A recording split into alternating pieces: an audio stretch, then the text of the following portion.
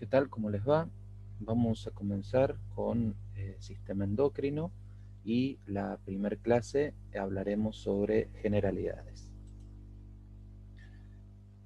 El sistema endocrino tiene la particularidad de compartir con el sistema nervioso central la coordinación de todos los procesos fisiológicos. Ambos son los encargados de mediar la adaptación del ser humano hacia el exterior, como así también los procesos internos que permiten el mantenimiento de todos los procesos fisiológicos y su adecuado funcionamiento. Si bien ambos sistemas se encargan, como dijimos, de la coordinación y del adecuado funcionamiento entre todos los sistemas que componen el organismo, tienen características que los diferencian. Nosotros en este cuadro podemos ver cómo, mientras que la transmisión de la información en el sistema nervioso se hace a través de los nervios, el sistema hormonal en general lo hace a través del medio interno. La velocidad de respuesta es claramente mucho más rápida en el sistema nervioso que en el sistema hormonal, pero también es una respuesta mucho más corta la que vemos en la intervención del sistema nervioso como sistema regulador que lo prolongado que suele ser la duración de la respuesta en el sistema hormonal. Otra particularidad que tiene el sistema nervioso es que su respuesta es muy específica. Sin embargo, en el sistema hormonal, en general, las respuestas que se producen ante sus intervenciones son poco específicas. En general, al ser una respuesta rápida y de duración corta, los ejemplos que podemos encontrar del sistema nervioso son los que hemos ido viendo a lo largo de este año en las distintas temas que hemos visto, pero se refieren a situaciones de peligro, de marcha, es decir, en general, lo que hemos visto, situaciones que tienen que ver con la percepción del exterior a través de los sentidos o los mecanismos reflejos. Mientras tanto, el sistema hormonal, que tiene, como dijimos, respuestas más lentas pero más prolongadas, tiene mayor importancia a la hora de regular procesos metabólicos o, por ejemplo, el crecimiento. Si tuviéramos que definir el sistema endocrino, diríamos que es un conjunto de órganos y tejidos del organismo que liberan un tipo de sustancias llamado hormonas. Las hormonas, en general, son secretadas por glándulas endocrinas y, como dijimos, regulan diferentes procesos, el crecimiento, el desarrollo y las funciones de muchos tejidos y además coordinan procesos metabólicos. En general, podemos también decir que el sistema endocrino, junto con el sistema nervioso, forman una red de comunicación celular que responde a estímulos, ¿no? En el caso del sistema endocrino, la respuesta a esos estímulos es la liberación de hormonas y estas hormonas van a influir en diferentes funciones metabólicas. No solo a nivel del funcionamiento, el sistema endocrino y el sistema nervioso están íntimamente ligados, sino también a nivel estructural. Veremos en una clase siguiente cómo la hipófisis y el hipotálamo están íntimamente ligados en el funcionamiento del sistema endocrino. ¿Qué servicio de mensajería podemos decir que utiliza el sistema endocrino? Bueno, como dijimos, en general y por tradición hablamos de hormonas, pero no solo hormonas son las que intervienen a la hora de transmitir el mensaje. También intervienen neurotransmisores liberados por axones, como ya hemos visto en sistema nervioso central, que van a actuar localmente, en general controlando funciones nerviosas. Si bien, como vimos, insisto anteriormente, los neurotransmisores son propiedad característica del sistema nervioso, también van a poder encontrarse en algunas funciones del sistema endocrino.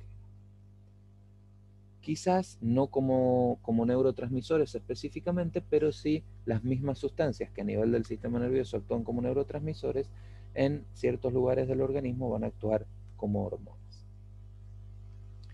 También tenemos hormonas llamadas neuroendocrinas, que son secretadas por las neuronas hacia la sangre, o sea que no intervienen entre dos neuronas en un espacio sináptico, y que van a influir en funciones de células que están en otras partes del cuerpo.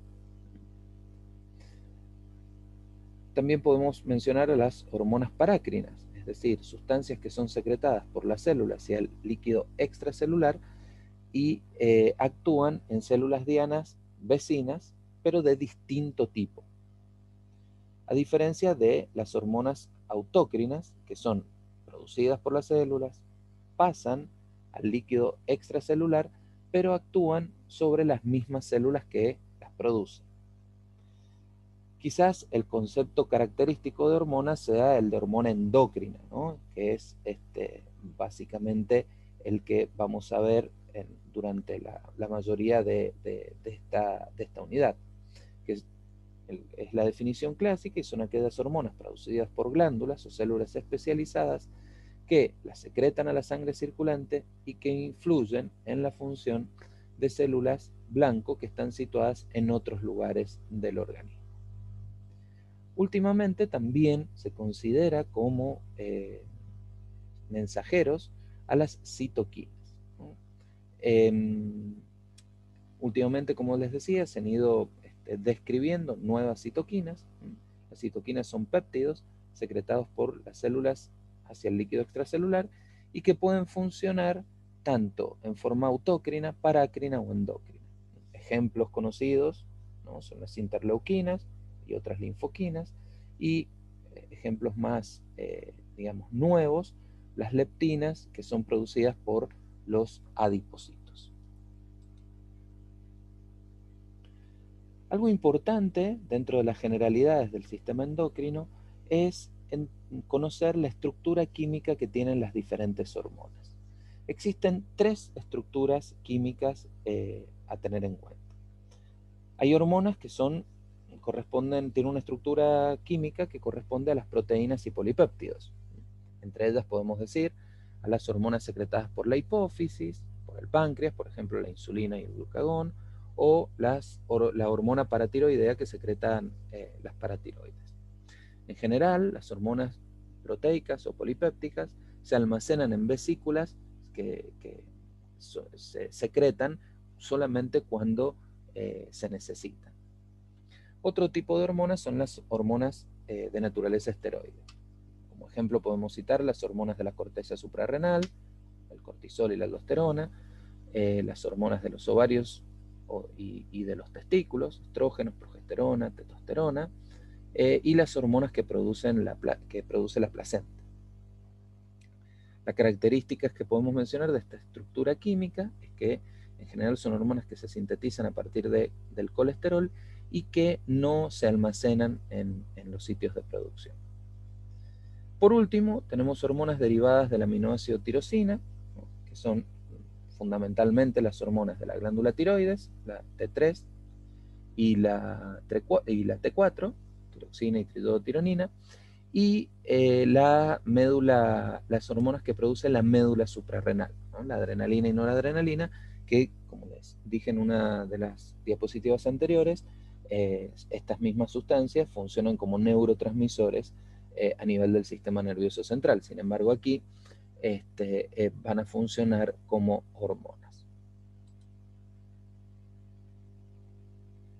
En general, la importancia de conocer la estructura química de las hormonas es porque nos permite conocer su mecanismo de acción. Me parece importante aclarar que el mecanismo de acción de las hormonas, cuando hablamos de generalidades, está referido a cómo actúan a nivel de la célula blanco y no las acciones a nivel del organismo, ¿no?, como podría ser, no sé, la hormona del crecimiento que promueve el crecimiento de los huesos largos, ¿no? Eso es importante que lo tengan en cuenta y que lo empiecen a diferenciar. Todas las hormonas, para actuar, ¿sí?, tienen que unirse a receptores específicos, ¿no? A partir de esa unión de la hormona receptor, esta información se va a transmitir al núcleo y el resultado final va a ser la producción de nuevas proteínas que terminan mediando, si se quiere, la acción final de la hormona. Las hormonas de naturaleza esteroidea y las hormonas tiroideas pueden ingresar a la célula, ingresan al núcleo y se unen a un receptor específico. Mientras tanto, las hormonas de naturaleza peptídica no pueden ingresar a la célula, recordemos las características de la membrana celular, por lo tanto su unión con el receptor de membrana celular, su receptor específico, va a activar algún segundo mensajero y desencadenar una serie de reacciones que son las que terminan de transmitir la información hacia el núcleo. Entonces, nosotros podemos mencionar que hay hormonas que van a tener receptores intracelulares, mientras que otras van a tener receptores en la membrana. Aquí tenemos un ejemplo de una hormona que tiene su receptor intramembrana. Ese receptor intramembrana está unido a una proteína G. Cuando el receptor está libre, la proteína G se mantiene inactiva. Cuando la hormona se une al receptor, la proteína G se activa y genera, como dijimos, un desencadenamiento de señales intracelulares que van a terminar modificando la expresión del núcleo a nivel de la producción de nuevas proteínas. Aquí tenemos otro ejemplo con una citoquina, la leptina, como el receptor se encuentra en la membrana, y fíjense cómo a través de la activación de diferentes enzimas se produce un cambio a nivel de la expresión proteica, a nivel de la ARM, y es ahí el mecanismo, digamos, en consecuencia el mecanismo de acción. Mientras tanto, si la hormona es lipofílica y puede difundir a través de la membrana, va a tener la posibilidad de unirse con un receptor citoplasmático o con un receptor intranuclear y de esa manera producir, como dijimos, los cambios a nivel del material genético de la célula y producir nuevas proteínas.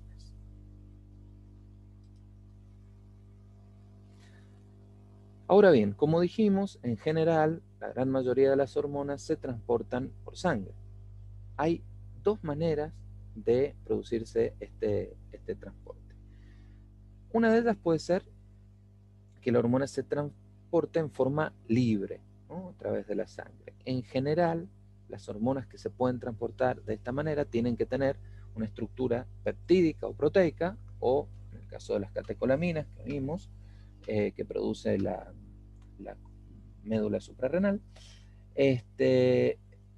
pueden transportarse en forma libre. Y si no, hay hormonas que se unen a proteínas transportadoras específicas. Estas proteínas son en general globulinas, y en las que se transportan unidas a proteínas son las hormonas esteroideas y las hormonas tiroideas.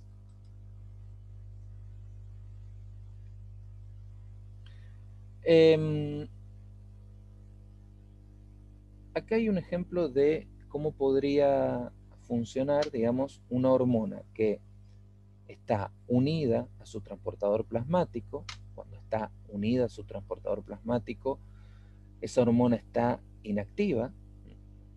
La hormona, cuando tiene el estímulo adecuado, esto lo iremos viendo con cada hormona en particular, se puede separar, ¿sí?, de su transportador y convertirse en hormona libre, y es la hormona libre la hormona activa.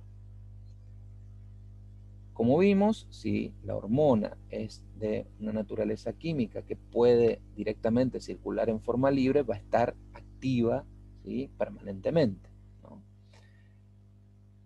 Es la hormona activa no solo la que se une al receptor y produce su acción, sino también la que sirve de regulación para la síntesis y secreción de la hormona, como vamos a ver un poco más adelante, ¿no? Eso también es otro concepto importante. Entonces, La hormona ligada o inactiva funcionaría prácticamente como una especie de reservorio, ¿sí? Cuando la hormona está unida a su transportador plasmático, es inactiva y es una forma, digamos, fisiológica de reservorio de la hormona. Cuando se separa de su transportador, se convierte en hormona activa y es esa hormona activa, insisto, la que va a determinar la síntesis mayor o menor, la secreción mayor o menor y la unión al receptor para producir sus efectos. También es la hormona libre sobre la que actúan los procesos de destrucción de la hormona para que cese su actividad. En general, la regulación de la secreción hormonal se realiza mediante procesos de retroalimentación. El proceso de retroalimentación más conocido es, perdón, no más conocido, sino el proceso de retroalimentación que más se observa es el proceso de retroalimentación negativa. Básicamente consiste en que un estímulo inicial sobre el tejido glandular produce, ¿sí?, la liberación de la hormona. Esto va a generar, esta hormona va a actuar sobre un tejido que va a generar una respuesta. La respuesta en sí va a servir como inhibidora, ¿sí?, del estímulo inicial y por lo tanto influir, digamos, como feedback negativo para que dicha hormona se deje de secretar. Dentro de los procesos de retroalimentación, en los diferentes sistemas endocrinos que veamos, vamos a ver ejemplos que hay procesos de retroalimentación cortos, como sería el ejemplo que acabamos de dar, donde el tejido glandular inicial secreta la hormona A, que actúa sobre un tejido B, y la respuesta de ese tejido B sirve, generalmente es la producción de otra hormona, sirve, o de otra sustancia, sirve para inhibir la producción de la hormona A.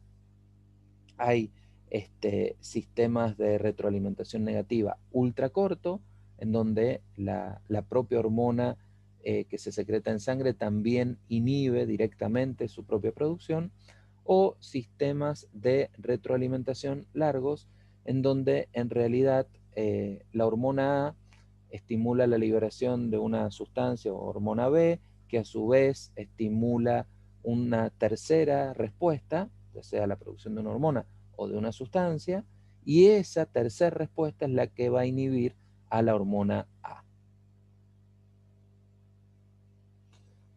Bueno, hasta acá la parte de generalidades. Recuerden que todas las preguntas que tengan se pueden resolver o intentar resolver a partir de la plataforma, trasladándolas a nosotros, o si no, en los espacios de discusión y repaso que tenemos los días miércoles. Muchas gracias.